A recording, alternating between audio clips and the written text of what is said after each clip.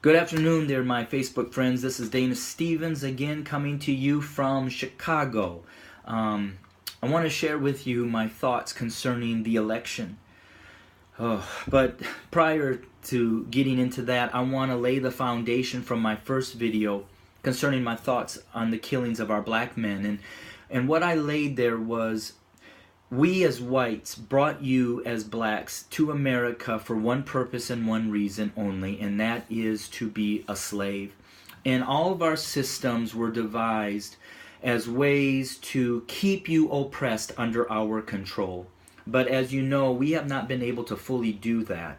So lastly, we have resorted to shooting and killing your men.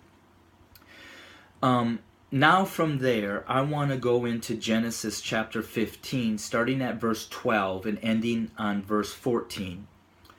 And it says that as the sun was going down, Abram, and we know who later became Abraham, fell into a deep sleep, and a terrifying darkness came down over him. Then the Lord said to Abram, "You can be sure that your descendants will be strangers in a foreign land, where they will be oppressed as slaves for 400 years. I'm going to stop at verse 13 here, and I'll get to 14 in a second. I want to go to Trump. Donald Trump is not the Antichrist, but what he is he is the manifestation of the hidden hearts of white America. White Americans' hearts were revealed last night when Donald Trump rose to power. They revealed that they need and want a man who will protect their fears, their biases, and their hatreds towards you as black Americans, so that we can remain in control. That's it. It's not ignorance, because education can break that, but it is a heart condition which only God can transform. So now I want to go back, and I want to say to my white Americans, where we were brought up, and you know, if you are white, that we are good people, that yeah, we might have a couple bad eggs in the bunch, but for the most part, we are just good people. And we would never ever think for a moment, Genesis chapter 15 verse 14, that says this, "But I, God, will punish the nation that enslaves them. And in the end, they, you, my chosen black brothers and sisters," or the Hebrew slaves back in the New Testament, "will come away with great wealth." White America, chapter 15 of Genesis, verse 14, is for us. God is going to punish us for how we have enslaved our black brothers and sisters, how we murdered Native American Indians in coming here to take their land. And why do I believe that is happening? And why is it so close? It was 400 years that the Hebrews were slaves in Egypt. Well, on August 20, in the year 1619, historically marks the early planting of the seeds of the American slave trade. Although American slavery was not a known institution at that time, this group of Africans were the first to go on record to be sold as involuntary laborers. That was August 20th of 1619. Add 400 to that. We are looking at 2019 will mark 400 years. And that's why I bring this message now to my black brothers and sisters, that there is hope for you.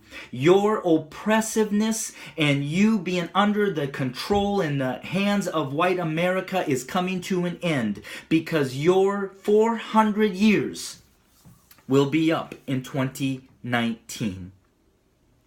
And I believe that you are direct descendants of Abraham.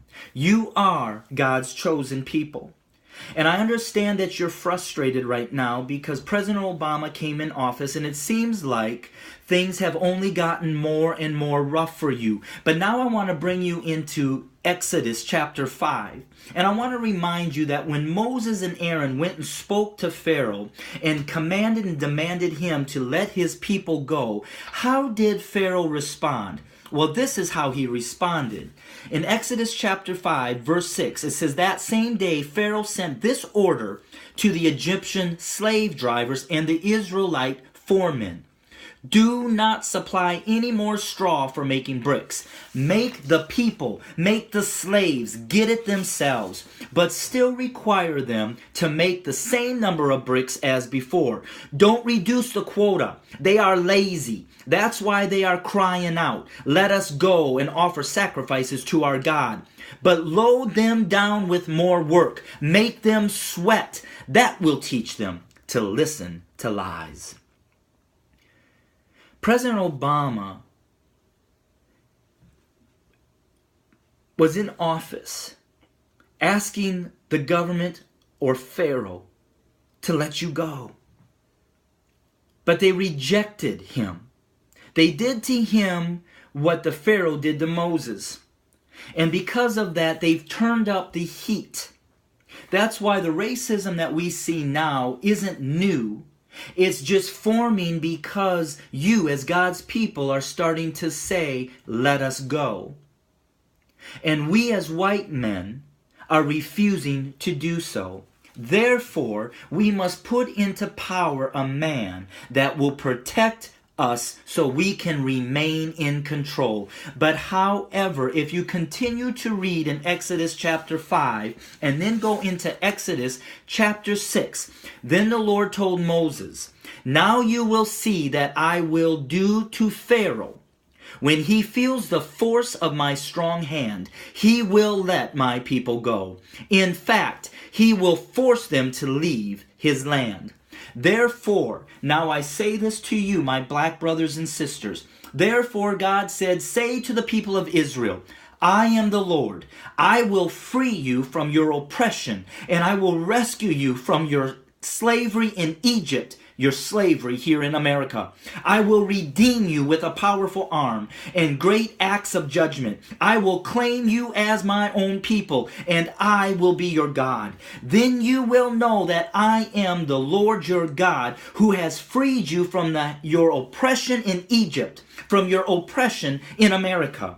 And I will bring you into the land I swore to give Abraham, Isaac, and Jacob. I will give it to you as your very own possession. I am the Lord." Today might seem like gloom and doom for you, my black brothers and sisters.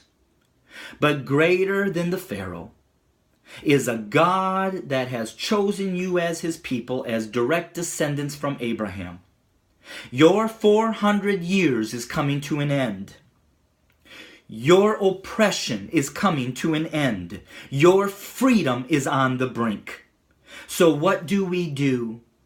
You start to get your lives in worshiping God. You return to your God. You dedicate your lives to him. You seek his face and watch him do the rest. So to my Facebook families and friends, some of this might be a lot for you to take in because we as white Christians have never taught you this truth. In fact, we have kept it from you to keep you from knowing who you really are. But God is about to bring judgment, and the tables are about to turn. And you, my black brothers and sisters, are about to be released and be given what God has promised you. So I want you to hold on, my black brothers and sisters in America and across the world. And I want you to know that your God is about to move his mighty hand and show you that he has not forgotten about you, that he's heard your cries, and your deliverance is nigh. Thank you for listening. You can reach me at www.studio2911.org. Again, that's www.studio2911, studio2911.org. So on this day, be encouraged and know that we serve a mighty God. God bless you.